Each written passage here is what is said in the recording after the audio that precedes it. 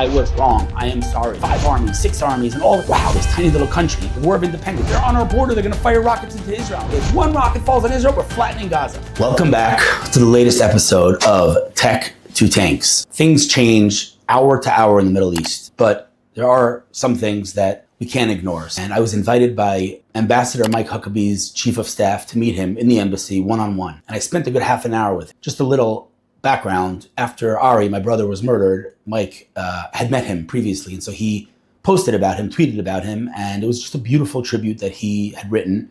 And so we kind of, the Fuld family, felt a level of connection with Ambassador Huckabee. And a few days before I met him, he participated in the JNS conference in Jerusalem, where I was. And, I was sitting with him in the embassy. And, first and foremost, I walked into his office and gave him a big hug and thanked him for everything he did for me, the Fuld family. And then we sat and we talked and we discussed many topics. First and foremost, you cannot fake the love that he has for Israel and for the Jewish people. He expressed to me multiple times that he owes his faith, his Christian faith, to the Jewish people. He expressed to me multiple times that he will do whatever he has to do to get the hostages back and for Israel to win this war. It was a beautiful meeting. We talked about tech. We talked about many, many different topics. It was great. I was flying to New York. We'll talk about that in a second. Then on the plane, I get an email from his personal email.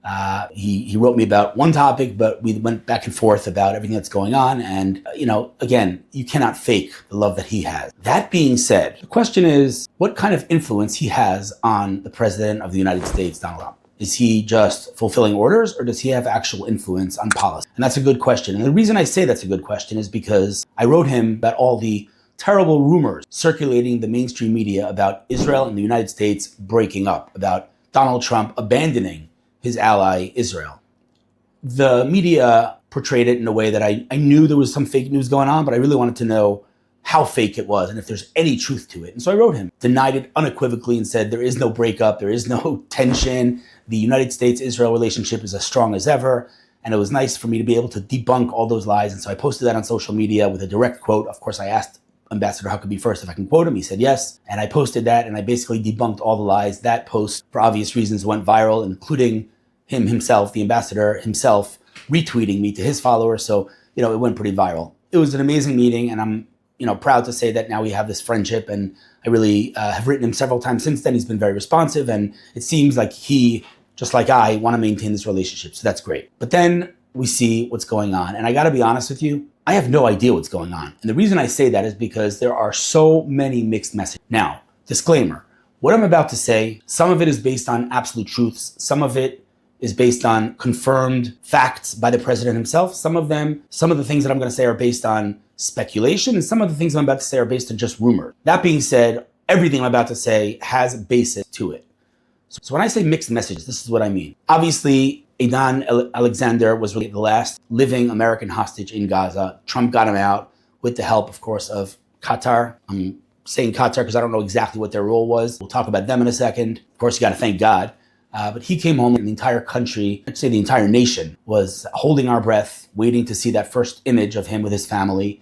And sure enough, President Trump came through and Idan was indeed released and united with his family. It was beautiful. But there were rumors, and I didn't see this confirmed, but it was pretty much, I would say, reported by some seriously reliable source that President Trump was going to bring Idan Alexander, after being released from a year and a half in the dungeons of hell, to Qatar. I'm gonna let you think about that for 1 second. He takes him out of the dungeons of hell and brings him to Qatar to meet the people who put him in the dungeons of hell. Now, again, Qatar has been a mediator. Qatar definitely played a role in his release. I get it. But also, it kind of reminds me of those dreadful, horrible, disgusting parades that we saw in Gaza when the previous hostages were being released. To bring a former hostage, the day he gets out of captivity, to Qatar to thank them, something is very tone deaf about that. Now, he was released, and Idan Alexander's grandfather made a statement last night that he is not going to Qatar as of last night. Now, I read that President Trump said if he doesn't come meet him in Qatar, he'll come to the White House, which is what I hope happens because, again, bringing him to Qatar is just, in my opinion, quite vile, for lack of a better term. But since we're talking about Qatar, there are pretty much confirmed rumors. They're not rumors at this point because Donald Trump himself tweeted about it. I'd say Truth Socialed about it. that he is receiving a $400 million palace in the sky, they say, a jet, one of the most advanced airplanes basically ever built. And it's a Qatar plane, and they're giving it to Donald Trump, a gift.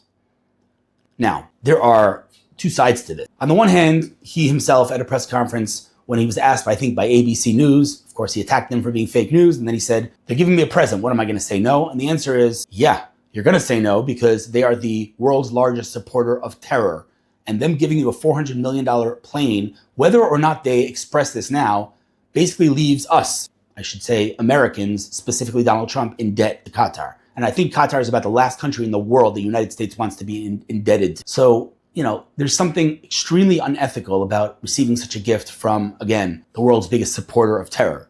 Now, I don't think, President Trump has any malicious intent here, but I think he's being a little bit naive, and I think he should somehow respectfully decline the offer. And, I have no problem with him using, Congress or the judicial system in America and saying, sorry, this was vetoed. I can't receive the gift. I don't care how he does it, but to receive such a gift from Qatar is royally messed up. Now, as far as the previous thing, people are saying, well, what happens if Qatar said, we'll get Idan out of captivity only if you receive, if you take this plane from us and only if you bring him to Qatar? Then what? Should he continue to rot in the tunnels, or should he have accepted that? Of course, that makes things a little more complicated, but I would say, and I obviously don't know the dynamic of President Trump's relationship with Qatar, so it's hard for me to say.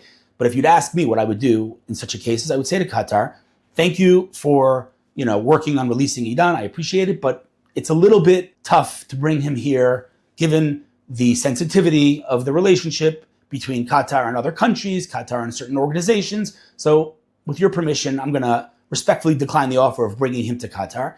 And as far as the plane, again, he has to figure out a way to say no.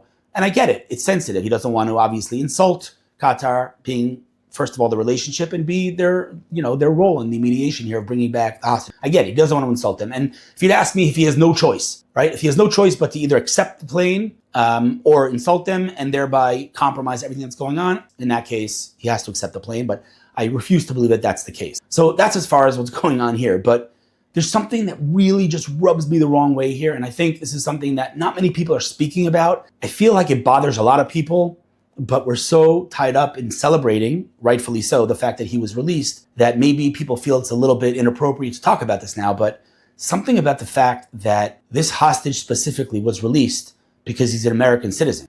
And therefore, Donald Trump did whatever he could, as he's about to embark on he already embarked on his Middle East trip, that he put all this effort in getting this American hostage released. But if you're just a quote unquote regular Israeli without dual citizenship, without an American passport, then you get to rot in hell. You get to stay in the tunnels. But if you're American, we'll take you out. Meaning, if Donald Trump and if Qatar has the ability and the influence on Hamas to get this hostage released, perhaps, maybe they have influence to get the rest of them released. And just the very fact that this specific hostage, as happy as I am, and those two things can coexist, I am happy, obviously, he's released, but something about it rubs me the wrong way. I wrote, this is disgusting that they're thinking of bringing him to Qatar, and some keyboard warrior in Florida decided to attack me on Twitter and say, they actually shared my tweet in which I said it's disgusting and said, Hillel wants Idan to continue to rot in the tunnel. I don't lose it on Twitter very often, but I freaking lost it because, and I talk about this all the time. Two things can coexist. Life is not black and white,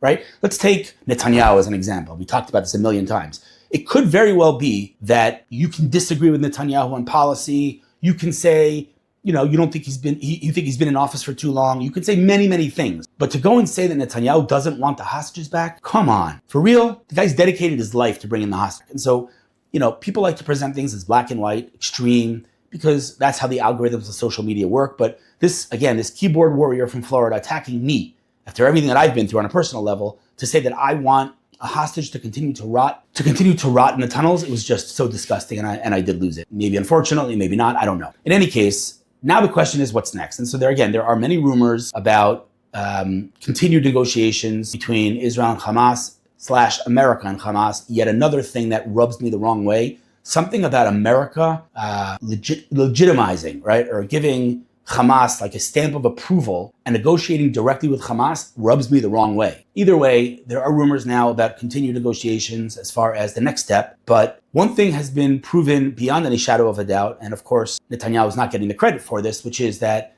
Hamas has buckled. There's no other way to look at this, right? Hamas has given up on basically every single demand that it had previously and has agreed to continue negotiations under the previous conditions of the war not ending, of Hamas not being able to continue to rule Gaza, right? So yeah, they're going to get prisoners back, but this is something that Israel previously agreed to under the Witkoff offer, basically. Israel previously accepted and Hamas previously rejected. But then Israel announced an ultimatum and said that if Hamas does not go back to the negotiating table under, again, this Witkoff framework, that Israel would increase the operation in Gaza and basically take over Gaza, which is something that I think is going to happen eventually anyway. But Hamas obviously freaked out and has now agreed to negotiate under those conditions that it previously rejected. So now we're waiting to see what will happen next. Nobody really knows exactly how many hostages are alive. There are, of course, rumors that 3 were executed last week. That's what Trump said. We don't know. But one thing's for sure, Israel has made it abundantly clear that it will not stop this war until both of its objectives have been accomplished and achieved, which is 1, the obliteration of Hamas. Hamas will no longer pose a threat to Israel on its borders, whatever that means. And to be clear, by the way, opening parenthesis here, it does not mean that there won't be a single Hamas terrorist left in this world. Let's not kid ourselves here. That's not on the table. There's going to be Hamas terrorists, but they're not going to pose a threat on Israel's border, and the leadership will no longer live or reside in Gaza. They will be deported to other countries. And then the second objective is, of course, getting back all of our hostages, dead or alive. It seems pretty clear to everyone here involved that those 2 things will be achieved.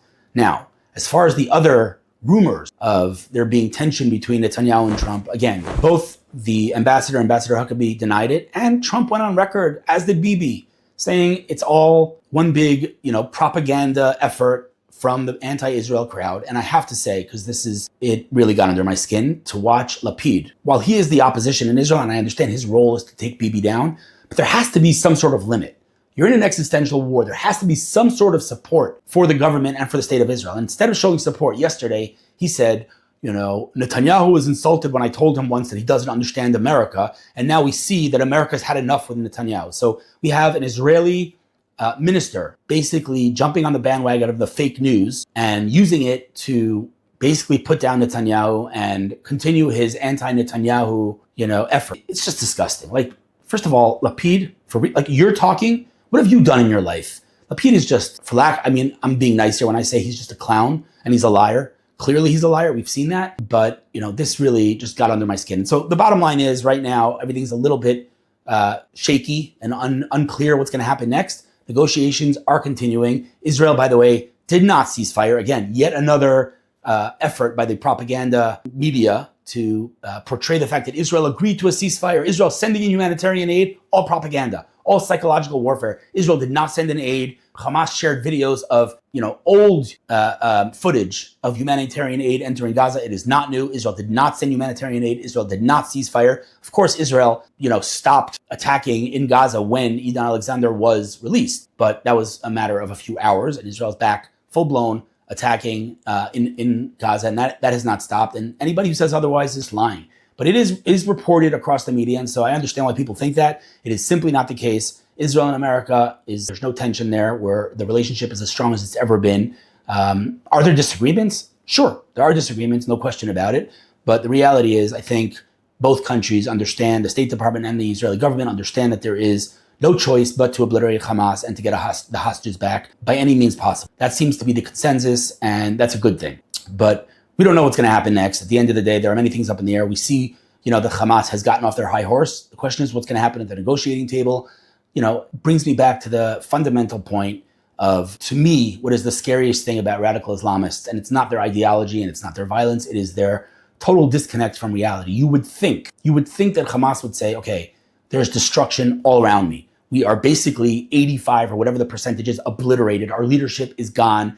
Israel's showing no signs of slowing down. We better go to the negotiating table and get off our high horse completely and end this war by any means necessary. But you would think that's not what happens. And, it does remind me of ancient Egypt, right? I mean, I've spoken about this previously, but one of the questions I always ask myself when learning the story of ancient Egypt is, what does it mean that God hardened the heart of Pharaoh? What does it mean, that Pharaoh couldn't release the Israelites from slavery? What does that mean his heart was hardened? And I never really understood that, but now I do, right? Pharaoh was the world's strongest empire, Egypt, and there was destruction all around him. His country was being decimated, right? And you would think after the first plague, he would have been smart enough to say, all right, enough, get out of here. Let my people go. Just go, get out of here.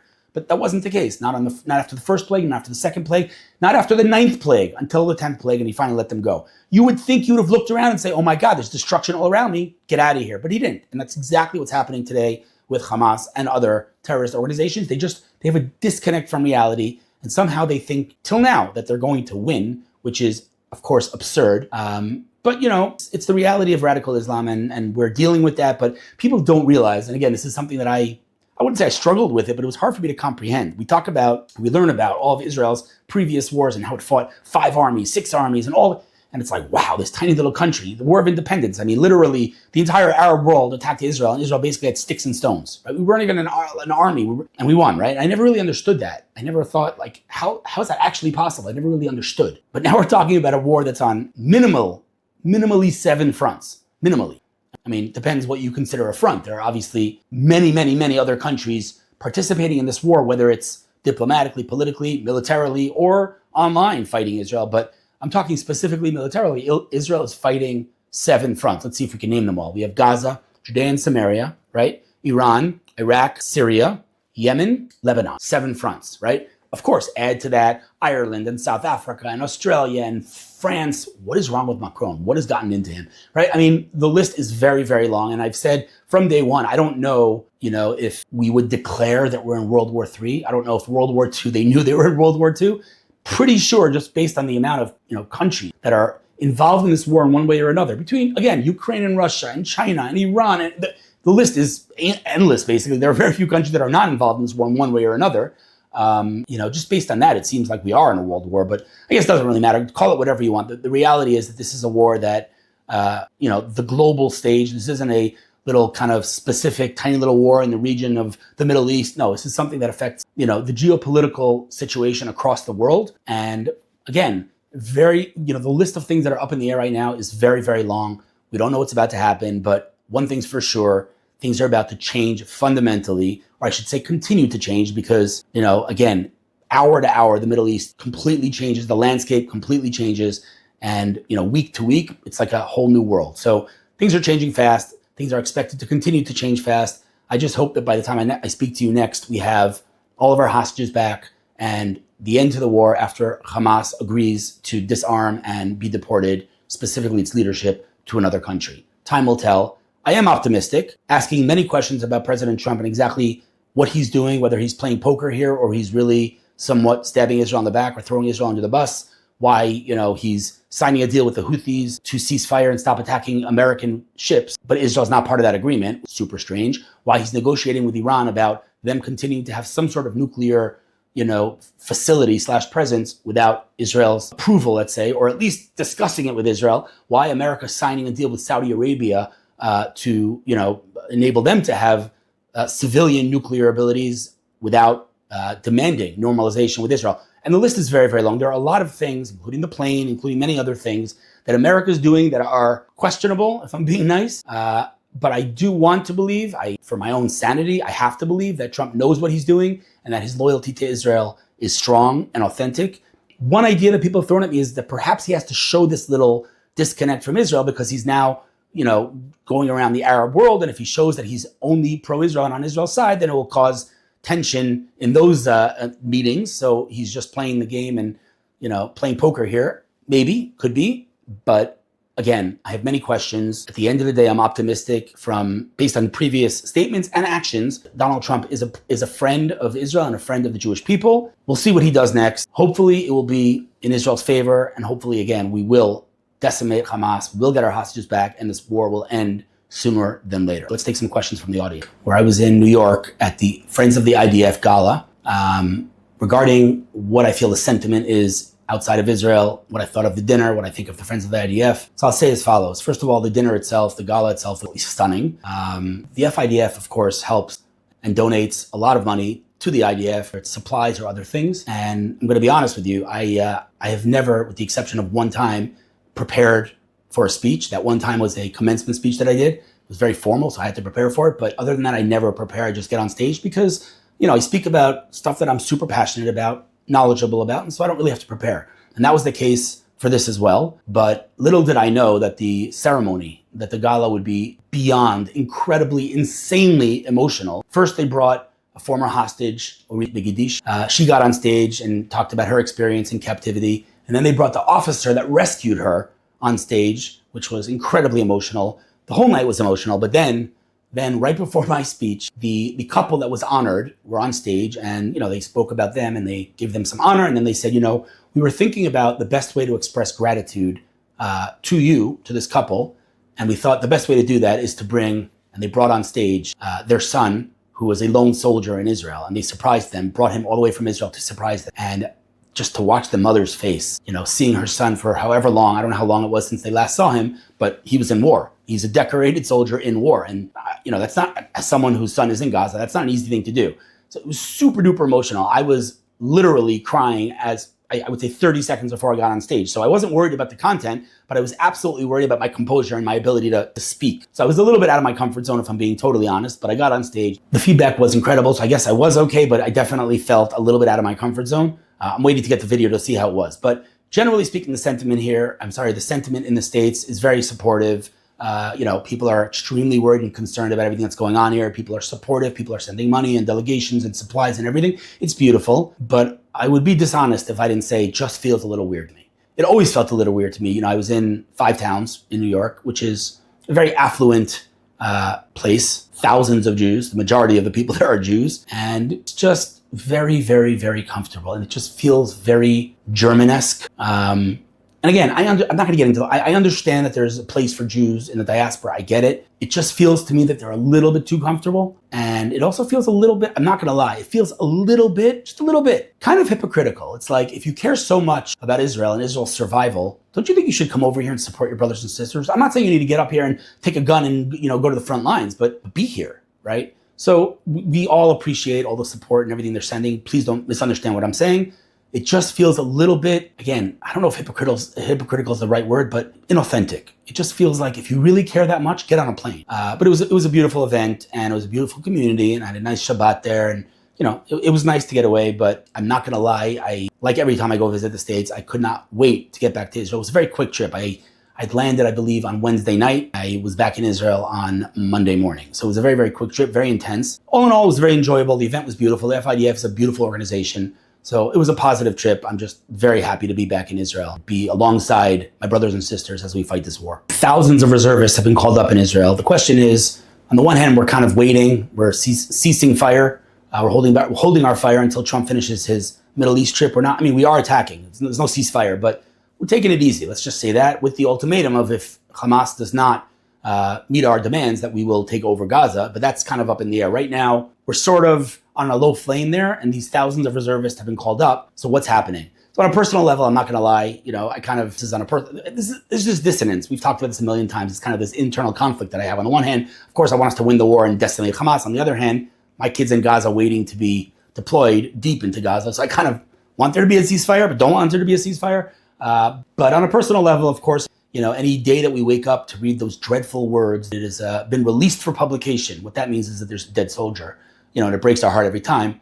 So on the one hand, obviously, we don't want to see any more of that. We don't want any more dead soldiers. So, not going into Gaza is the safest thing. On the other hand, we have no choice. We need to go into Gaza. So time will tell. But right now, there is that ultimatum that if Hamas does not meet our demands, that we will go in stronger than ever and we will take over Gaza. Something, by the way, that I just have to say is something that should have been done years and years ago. I will say something that is maybe the most important point here, which is that in 2005, we gave Gaza, the Palestinians, quote unquote, the entire Gaza Strip, and said, here, build a paradise. And he basically immediately, by the way, there was no blockade, there were no fences, there was no nothing. Take Gaza on a silver platter, go build yourself a Singapore of the Middle East. And immediately they elected Hamas. And that's when the blockade started, when they elected a genocidal organization right on our border.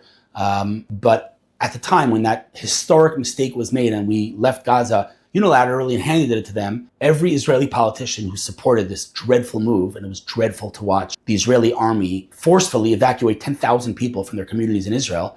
But as soon as that happened, and all the politicians who supported it got on the podium in the Knesset, in the parliament, and said, if one rocket falls on Israel, we're flattening Gaza. Because people said, what are you going to do? They're on our border. They're going to fire rockets into Israel. And those people who supported the disengagement said, if one rocket falls on Israel, we're flattening Gaza. And here we are 20 years later, tens of thousands, maybe more, rockets that have landed on Israeli, towns and villages and cities. And here we are fighting Hamas after it took 20 years to arm themselves and to booby-trap the entire Gaza Strip. So the one thing that I have to say really irks me and gets under my skin is that not a single Israeli politician has gotten up and said, I supported the disengagement. I was wrong. I am sorry. Because we can discuss all day long who's responsible for October 7th, whether it was the Shabak or the IDF or the Prime Minister. We can talk about that till we're blue in the face. The reality is, it would not have happened had we not disengaged. If we had remained in Gaza, this would not have happened. There is no doubt about that whatsoever. Anybody who says otherwise is lying.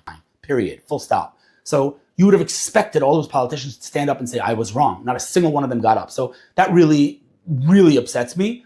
But the reality is we're waiting to see what the next order is as far as soldiers, whether we're going to go in and take over Gaza, which again, we should do, or we will pull back and cease fire, of course, depending on the result of the negotiation happening, I think, as of today. So time will tell. But one thing's for sure, there's never a dull moment in the Middle East. Things are going to change drastically before the next time we speak. Hopefully it will change for the better.